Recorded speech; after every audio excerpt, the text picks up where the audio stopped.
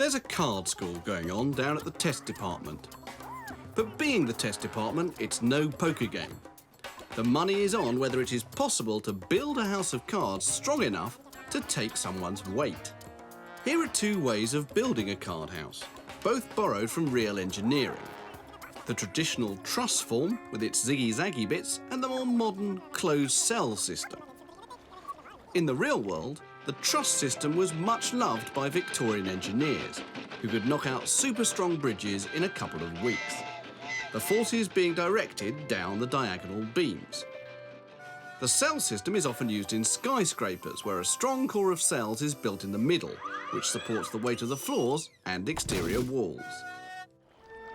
Going for aesthetics, the test department first tried the truss, but didn't get very far. Next up, the closed cell system was tried.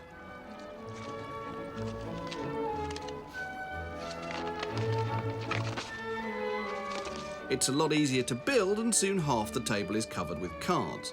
But can this structure take the weight of a test department demonstrator? Let's see. Fantastic. Rock solid so long as the forces are straight up and down. Subject it to a simulated earthquake with the forces coming from the side and it collapses. Well, like